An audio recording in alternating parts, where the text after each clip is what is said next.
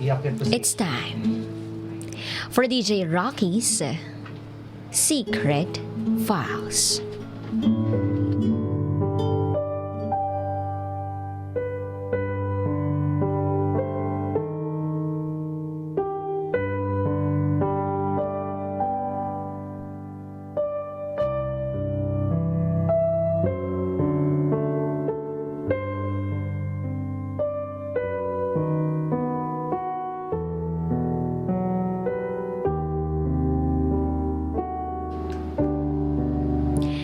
Tinaksel ako ng best friend ko at karelasyon ko. Itago niyo ako sa pangalang Danica. Year 2008. First year high school ako noong lumipat ako sa isang Catholic school. Hindi naman sa pagmamayabang, pero hindi naman ako pangit. Kaya nagtataka ako, bakit walang lalaking nanliligaw sa akin? Kaya pala walang lalaking nanliligaw sa akin. Kasi babae pala ang manliligaw. Isang senior high school that time ang babaeng ito. At itago natin siya sa pangalang Andrea. Noong time na yon, ay inaasar niya lagi ang best friend ko kasi chubby ito. Hanggang sa hingin niya ang number ko kasi ite-text daw niya ako para hingin ang number ng best friend ko. Simula noon, nagte-text na siya palagi. Pero hindi naman ako nagre-reply kasi hindi ako interesado. Hanggang sa huminto siya, tapos parang nakaramdam ako ng pagkamis. That time, may isa pang babae ang nanliligaw sa akin. So, dalawa sila. Pero, mas pinili ko siya. Naging kami na nga, at naging okay naman ang relasyon namin. Hanggang sa makagraduate siya, at nag-aral na ng kolehiyo sa Manila. LDR kami for 2 years. At noong mag 4th year high school na ako, lumipat na rin ako sa Maynila. Fast forward, 9 years. 9 years kaming magkarelasyon. Tulad ng iba, may ups and downs ang relationship namin. 4th year college ako at nagkaroon ako ng best friend. Kabatch ko siya, kaso parehas kaming na-delay. Kaya naging magka-classmate kami. Maraming may ayaw sa kanya kasi masyado raw pabibo at patagong nakikipagkompetensya. So ako naman, hindi ko na lang pinansin yung mga sinasabi nila at naging mag-best friend kami. Marami kaming plans, like we will pursue medicine together. And by the way, nursing ang kurso namin. Tapos, etong best friend kong ito, meron siyang current boyfriend. Matagal na rin sila. Close naman kaming lahat, including my 9-year relationship girlfriend. Lagi kaming lumalabas, punta rito at punta doon.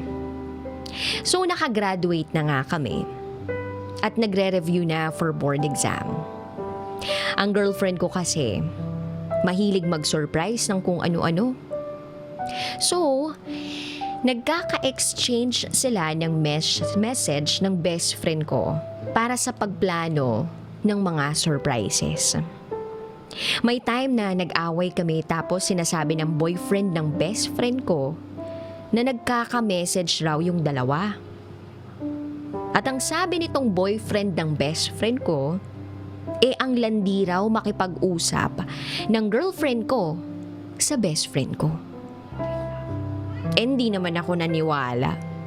Actually, nagalit pa ako doon sa boyfriend ng best friend ko. Kasi, diba, hello, matagal na kami ng girlfriend ko. Ano pang ipagdududa ko? But eventually, naging okay din naman. June 2017. Nag-board exam kami and thank God, we passed. Fast forward October 2017. My birthday and our 9th anniversary. Nag-decide kami na mag-celebrate by going on a tour sa ibang bansa. When we went back, I drove from Manila to our province and hatid ko siya doon sa bahay nila. 30 minutes lang kasi yung layo ng bahay ko sa bahay nila. So nung nakauwi na ako, sabi niya bigla sa akin ay lalabas siya kasama ang mga kaibigan niya. Ang sabi ko, please, wag na muna. Kararating lang natin eh. Sa ibang araw na lang at iinom ka na naman. Yan. Yan yung laging pinag-aawayan naming bagay. Siyempre, iniisip ko lang naman siya. At siyempre, meron kasing isang kaibigan siya na ayaw ko na maging kaibigan talaga niya. Iba kasing nararamdaman ko dun. Alam niyo na, girl's instinct. Matagal akong nagpapasensya at nag-iintindi. Hanggang sa nasagad na ako at napagod na. So, pinapili ko siya. Lalabas ka or magbe-break tayo? And guess what? Lumabas pa rin siya.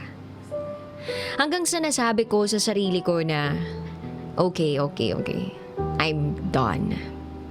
Binlock ko siya sa lahat ng social media accounts and sa cellphone ko. Tinry niya ang lahat just to win me back at sobrang na-depress siya. Minessage na lahat ng friends ko para magkausap kami. Nagmamakaawa siya pero nagmatigas ako. Sa sobrang down ko, I downloaded this dating app named Azar para naman maaliw-aliw ako at makalimot. Then I met a guy there from Europe. Medyo nakakaaliw at nakakawala ng sakit. So, in-unblock ko na yung ex ko after 4 days. Then we decided to meet. Nag-meet kami sa isang resto bar near my home. Nag-usap kami. And then I got confused. Sobrang clingy niya. Hinatid niya ako at hininto niya yung car malapit sa bahay namin. And then she kissed me passionately. At umuwi na ako. Alam mo yung na-confuse ako sa feelings ko. Patuloy pa rin siya sa sweet messages at panunuyo sa akin. Hanggang sa nag-decide ako na pagka-uwi namin ng family ko from Baguio, makikipagbalikan na lang ako. And then, one night, tumawag yung boyfriend ng best friend ko sa akin. Hinahanap niya sa akin yung best friend ko. Sabi ko, hala, hindi ko alam kung nasaan siya.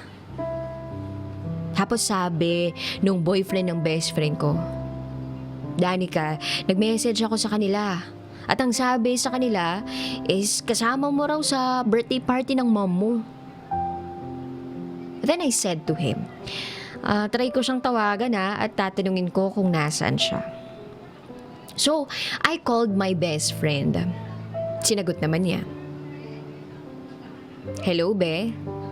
Sabi niya. Then I said, nasan ka ba? Hinahanap ka sa akin ng boyfriend mo. At ang paalam mo raw sa inyo, nasa birthday party ka ng mama ko. Then she said, be, wag mo na siyang sagutin if mag-text or tumawag. Nag-away kasi kami. Then I said to her, okay, sige be, pero safe ka ba? Then she said, yes be. Then I said, sige be, next time sabihan mo ko if magre-reason out ka ng ganun para masabi ko if ever na tumawag siya sa akin.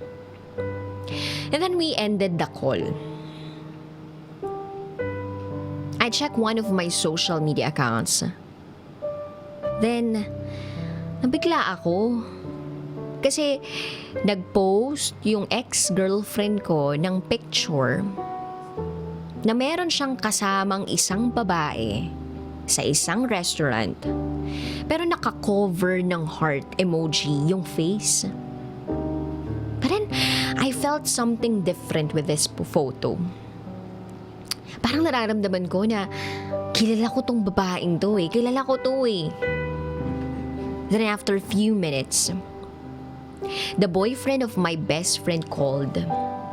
Tapos sabi niya sa akin, parang magkasama raw yung best friend ko at yung ex-girlfriend ko. Nabuksan daw kasi nito yung messenger ng girlfriend niya at may conversation daw pero biglang nabura. Pero hindi pa daw siya sigurado. So tiningnan ko uli yung photo na nakita ko sa Facebook closely. And then I went to my best friend's profile photo. Tapos tiningnan ko talaga. Tiningnan ko yung arms niya. And I compared her body to her profile picture. It's the same. Parehas. Parang. Pero hindi garantisado kasi nga naka-cover ng heart yung face. Pero sa katawan, parehas na parehas. The next day, lunchtime, the boyfriend of my best friend called me and he said, Danica, confirmed. Magkasama sila.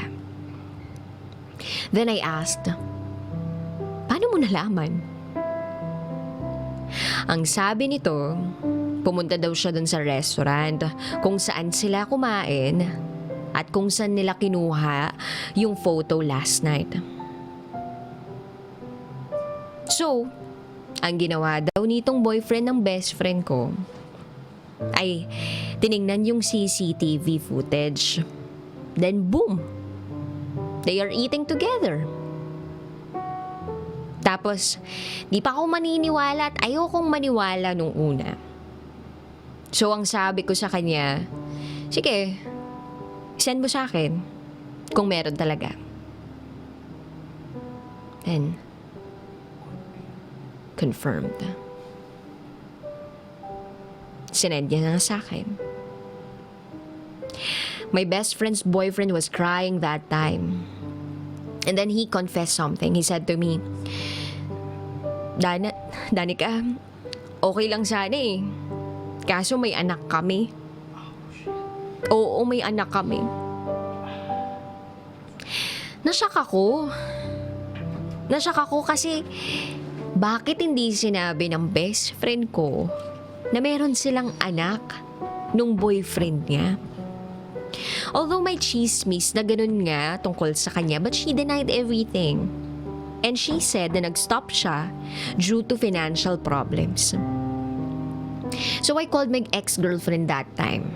At tinanong ko siya, nasaan ka? At ang sabi niya, nasa Maynila na daw siya. At mamaya na lang daw ako tumawag kasi nagmamaneho pa siya. Tapos doon sinabi ko sa kanya, okay, but let me tell you one thing. May anak yang kinakalantari mo at makakasira ka pa ng pamilya. She was silent for a moment. And then she asked, Ano? Ano ka mo? Then I said, alam kong kasama mo ang best friend ko. At magkasama kayo kagabi. I have the proof and I will send it to you. Ang bababoy niyo. Lalo na ikaw. Sa dinami-dami ng babae, bakit yan pa? I was so mad na nakapagsabi ako ng hindi magagandang salita. And then I ended the call. I was so depressed and I was just crying the whole time. Tapos yung lalaking nakilala ko sa isang dating app comforted me. Oo, si Azar. He said that everything will be alright. And he will always be there for me. I ended everything with my girlfriend and my best friend. Because they betrayed me. Akala ko sa pelikulang nangyari yun. Iba pala yung feeling na kapag sa'yo na nangyari. I blocked them in everything. Then I decided to focus with this guy naitago nga natin sa pangalang Azar, na na-meet ko rin sa dating app na Azar. Iba yung nationality niya, and he is living in Europe. Now, we are already 2 years in our relationship. The last thing I heard is tinuloy pa rin ng best friend ko at ex-girlfriend ko yung relasyon nila. But it didn't last long kasi pinagpalit din ng ex ko yung best friend ko sa iba. And now, yung ex ko naman is iniwan yung babaeng sineseryoso siya. Natatawa na lang ako sa sitwasyon nila. Then I said to myself, digital na talagang karma. Now, I am happy. At napatawad ko na sila parehas. Diyos nga nagpapatawad. Ako pa kaya. But one lesson I learned, huwag agad-agad magtitiwala. Muli, ako si Danica, and this is my secret file.